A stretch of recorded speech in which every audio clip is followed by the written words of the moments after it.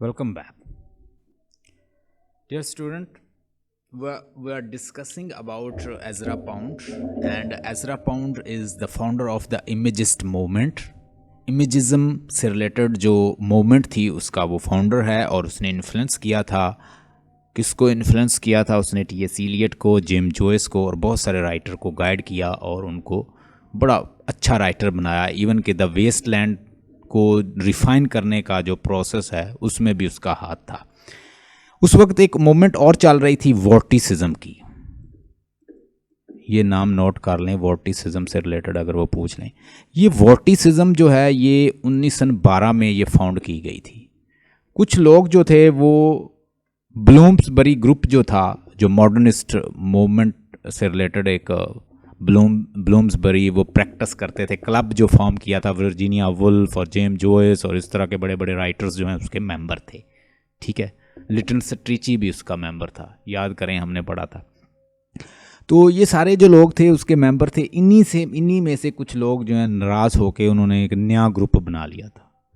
ये जो वॉर्टिसिज्म के फॉलोअर थे या जिन्होंने ये क्लब बनाया था या ये मूवमेंट जिन्होंने चलाई थी 1912 में, ये लोग क्या करते थे? मशीनरी को एडमायर करते थे और उसकी मेहनत और उसके वर्क को, मशीनरी को, मॉडर्न मशीनरी को, ठीक है, उसके वर्क को, इस मशीनरी की लेबर को, ठीक है। ये लोग मशीनरी को लाइक करने वाले थे, उसके काम को, उसके वर्क को। इसको कहते हैं वॉर्टिसिज्म। 1912 में, नोट कर लें, 1912 में ये क्लब फॉर्म हुआ था। इसको नाम जो है, जो इसका स्पेसिफिक नाम है वो भी एजरा पाउंड ने रखा था। एजरा पाउंड ने ही इसका नाम रखा था, वॉर्टिसिज्म। ठीक है, अगर पूछ लें कि हु नेम्ड वॉर्टिसिज्म टू वॉर्टिसिज्म ग्रुप जो कि 1912 में फॉर्म हुआ था, उसको एजरा पाउंड ने ही नाम दिया था वॉर्टिसिज्म का। वॉर्टिसिज्म का क्या मानना था कि वो कहते थे कि मशीनरी और मशीनरी से रिलेटेड जो वर्क है वो बड़ा अच्छा है और मशीनरी जो है वो बहुत अच्छा वर्क कर रही है। उस वक्त एक राइटर था, उसका नाम था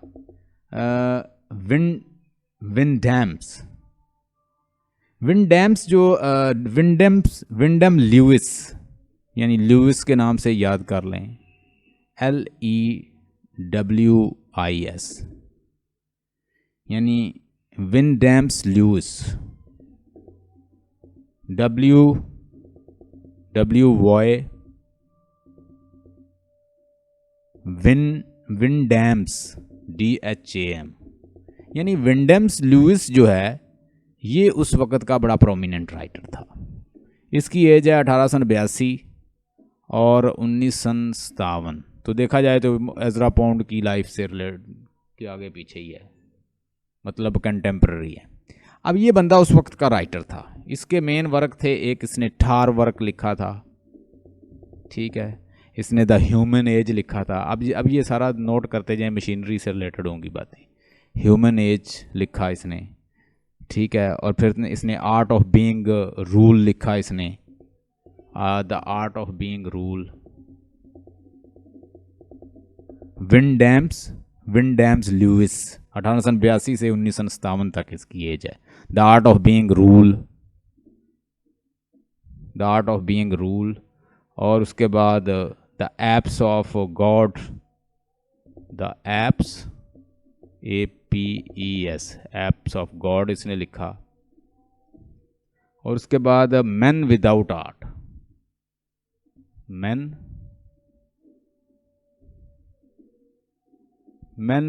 आर्ट भी इसने लिखा।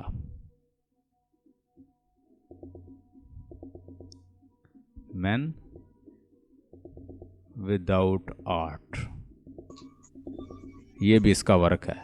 नाम है विंडम्स ल्यूइस, विंडम्स, ये N है, WYNDHAM, विंडम्स ल्यूइस। विंडम ल्यूइस ने क्या लिखा? इसने लिखा टार्स, TARS 1918 में। द ह्यूमन एज इसने लिखा। एवरी आगे एनिमीज ऑफ द स्टार 1914 में लिखा इसने। The art of being rule ये भी इसका वर्क है। तो ये ज़्यादा मशीनरी के सपोर्टर थे कि ये मशीनरी का जो काम हो रहा है वो बहुत अच्छा है और जो प्रोग्रेस हो रही है वो बहुत अच्छी है, ये इसलिए ब्लूमबरी ग्रुप से लड़कर अलहदा हो जाते हैं ये भी मेंबर। तो ये सारे जो हैं किसके, मॉडर्न एज की प्रोडक्ट हैं ये सारे सारे राइटर। एजरा पाउंड जो है वो भी एक मॉडर्न था और वो इन्फ्लुएंस करता था। वो कहता था कि लेस जो आप प्रेजेंट कर रहे हैं वो डायरेक्ट, कहता है कि डायरेक्ट प्रेजेंटेशन होनी चाहिए, मतलब वर्ड जो हैं वो डायरेक्ट उसको डिफाइन करें। जैसे हमने कोई चीज़ बतानी है कि कोई चीज़ टाइप कर रहा है, मतलब आपने बताना है कि कोई बंदा जो है वो टाइप कर रहा है, जैसे वो टाइपस जो गर्ल है याद करें, तो उसके बहुत सारे आइडिया जो हैं वो टिक टिक की मदद से ही बता दिए जाते हैं। वो सीढ़ियों पे जो चढ़ता है उसकी आहट जो है उससे बहुत सारे आइडिया बता दिए जाते हैं।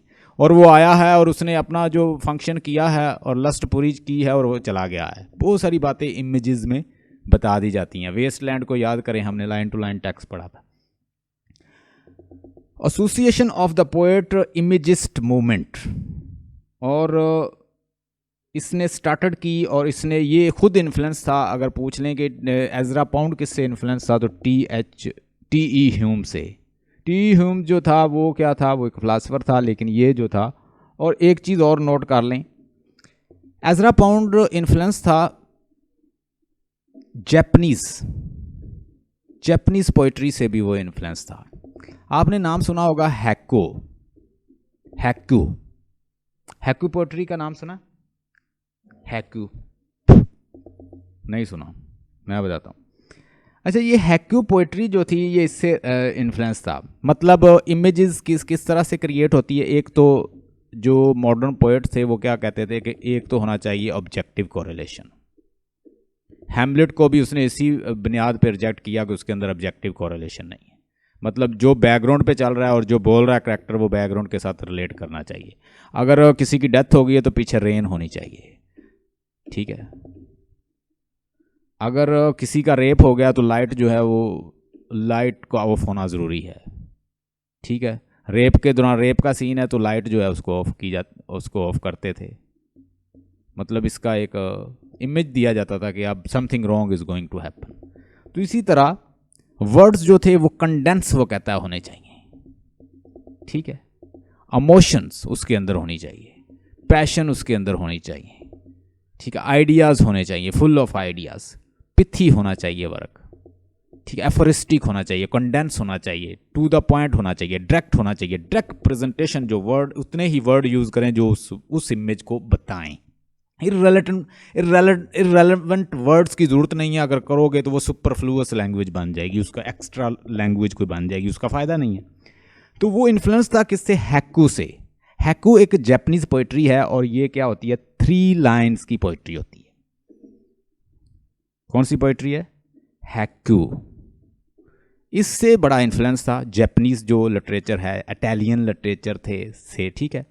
जैसे वो कहता है ना मेक इट न्यू कैसे बनाना है? कहता है पहले ही डाटा मौजूद है, उसको इकट्ठा करके इंटीग्रेट करके न्यू बनाना है। अब अगर आप देखें वेस्टलैंड को देखें तो वेस्टलैंड जो है वो इतने रेफरेंस आपको मिलेंगे कि बंदा कंफ्यूज हो जाता है। कोई जर्मन रेफरेंस, कोई इटालियन रेफरेंस, कोई फ्रेंच रेफरेंस, कोई इंग्लिश रेफरेंस, कोई ओल्ड इंग्लिश रेफरेंस, कोई कहीं से रेफरेंस, कोई मेटामॉर्फोसिस, कोई कहाँ से लिया हुआ कोई।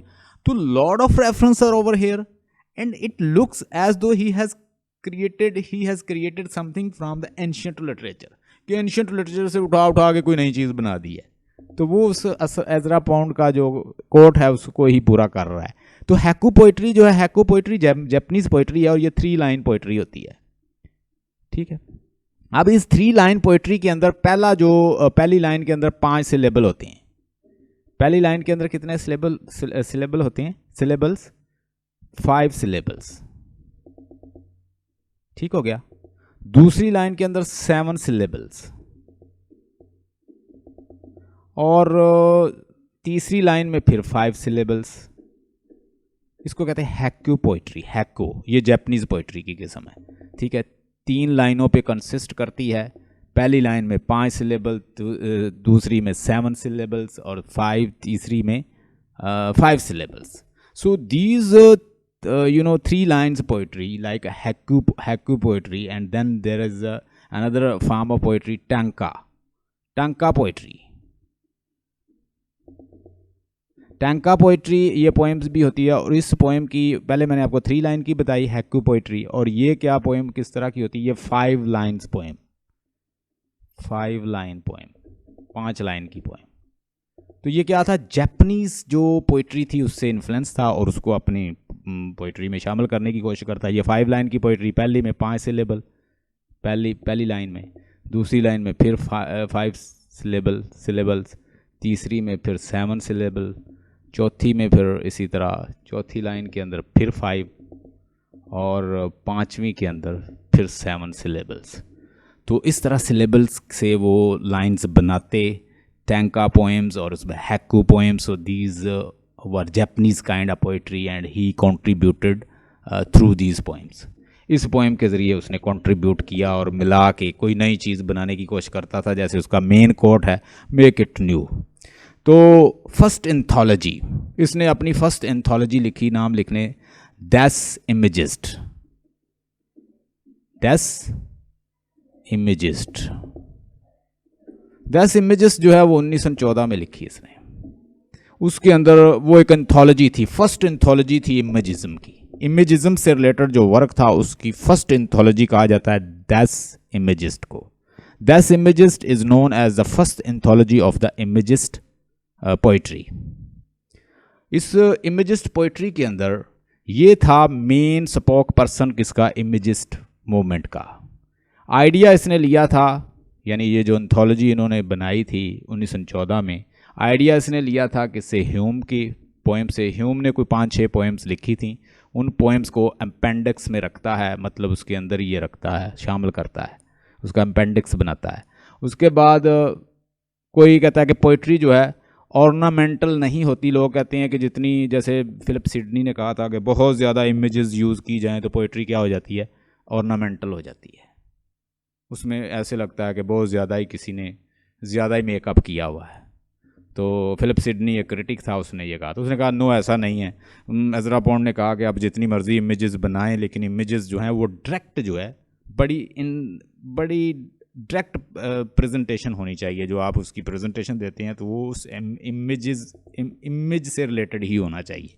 अगर इमेज से इधर उधर हट रहे हैं, उससे इररेलेवेंट चीज़ें सुपरफ्लूअस बना रहे हैं, इधर एक्स्ट्रा इररेलेवेंट चीज़ें डाल रहे हैं, तो फिर कहता है वो ऑर्नामेंटल कह सकते हैं आपको कि ये एक ऑर्नामेंट ज़्यादा किया हुआ है इसको। अदरवाइज़ कहता है कि नहीं, लैंग्वेज जो है, अगर पोइट्री एज लॉन्ग एज सिर्फ इमेज को एक्सप्लेन कर रही है और कंसाइस है, डायरेक्ट है, टू द पॉइंट है और डायरेक्ट उसकी इलस्ट्रेशन दे रही है, तो that is not a ornamental work. उसने कहा ऐसा नहीं होता।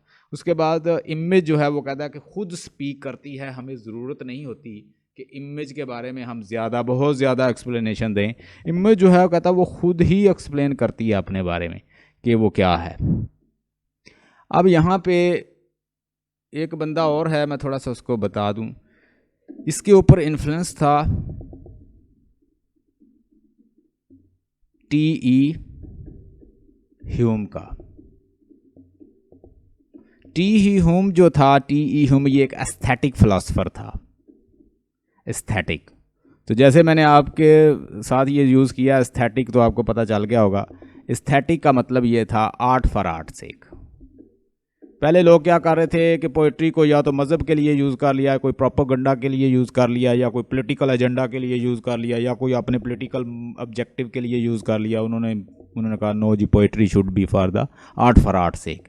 ये उनको इन्फ्लुएंस करने वाला है, एस्थेटिक फिलासफर था। मतलब जो मॉडर्न जो फिलासफर थे वो इससे इन्फ्लुएंस थे, जो पोइट थे इससे इन्फ्लुएंस थे।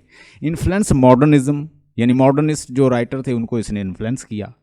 Road small number of poem, यानी थोड़ी सी इसने पोएम भी लिख दी, कोई 6-7। His poems were the appendix of the Ripostes. इन्होंने एक बुक लिखी थी एजरा पॉन्ड ने, रिपोस्टर, नोट कर लें, रिपोस्टर।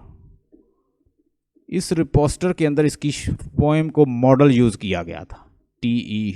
ह्यूम की पोएम को, T.E. ह्यूम की जो पोएम्स थी उसको उन्होंने मॉडल यूज़ किया एजरा पॉन्ड। तो इसका मतलब है एजरा पॉन्ड भी बेसिकली इन्फ्लुएंस था इस राइटर से, T.E. ह्यूम से। वो इसके आइडिया को ही प्रोपोगेट कर रहा था, वो तो एक जस्ट स्पोक पर्सन था। Hume founded the school of the images. 1909 में इसने एक स्कूल फाउंड किया था टी.ई. ह्यूम ने। टी.ई. ह्यूम ने क्या किया था? एक स्कूल फाउंड किया था, school of images. School of images 1909 में। और फिर इसने इसके बाद इसी के अंदर से इसने एक और क्लब बनाया, पोएट्स क्लब।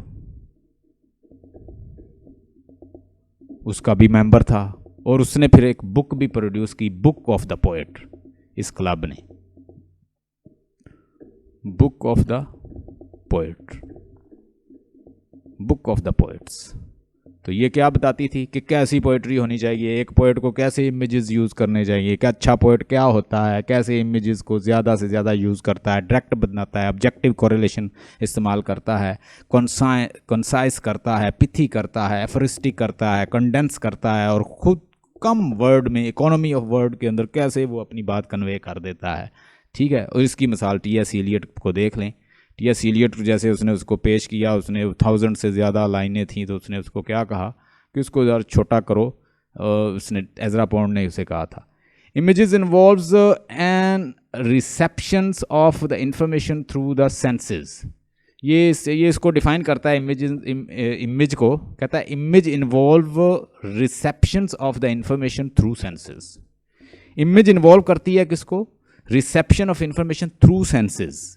ये डिफाइन किया था एज़रा पॉन्ड ने इमेजेस को एक्सप्लेन करते हुए। उसने कहा image involves reception of information through senses.